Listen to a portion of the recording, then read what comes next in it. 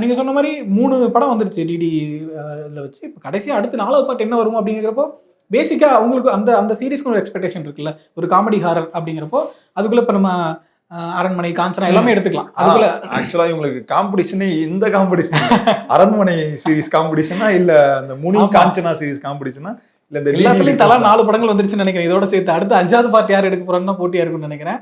So அந்த அந்த ஜானருக்குன்னு ஒரு எக்ஸ்பெக்டேஷன் இருக்கு, அதுக்குன்னு ஒரு ஆடியன்ஸ் செட் ஆஃப் ஆடியன்ஸ் இருக்காங்க அப்படிங்கிறனால ஒரு நல்ல எதிர்பார்ப்பு இருக்கிற மாதிரி தான் தெரியுது. மொரோ ட்ரைலர் செம்ம ஹிட்.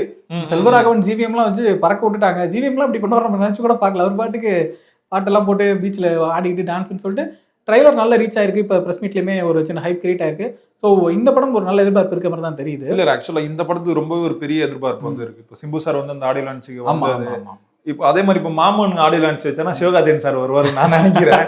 ஆக்சுவலா இது எப்படி இருக்கு பாத்தீங்களா, இங்க வந்து சந்தானமுக்கும் சிம்புக்கும் அந்த ஒரு நட்பு இருக்கு, இந்த சைடு வந்து சூரிக்கும் சிவகார்த்திகேயனுக்கு ஒரு நட்பு. இப்போ யோகி பாபு சாருக்கு யார் வருவாங்கன்னு இல்ல. ஆக்சுவலா இது ரொம்ப ஒரு புதுசான ஒரு அட்டம்ப்டா தான் இப்போ இருக்கும். ஏன்னா நீங்க சொன்ன மாதிரி இப்ப செல்வராகவன் சாரா இருக்கட்டும், ஜிவிஎம் சாரா இருக்கட்டும், ஜிவிஎம் சார்லாம் எப்படி இதுல நடிக்க ஒத்துக்கிட்டாருன்னு அவர் எடுத்த அந்த படத்தையே அவரே வந்து இங்க ஸ்கூப் பண்ற மாதிரி காமெடி வந்து பண்றாங்க.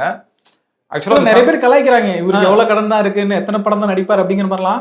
அதெல்லாம் விட்டுருங்க ஒரு பக்கம். ஆனா அதை யோசிச்சு பாருங்க, அந்த இடத்துல ஒருத்தர் எந்த ஹெசிடேஷனும் இல்லாம ரோல் ஆகுமான்ற பத்திலாம் யோசிக்காம ரொம்ப ஒரு ஜாலி மைண்டா ரொம்ப ஜோவியலா அதை எடுத்து பண்ணலாம், போய் பண்ணுவோம் என்ன அப்படிங்கிற ஒரு அது இருக்குல்ல, அது ஒரு பயங்கர பாராட்ட வேண்டிய விஷயம் தான் நினைக்கிறேன்.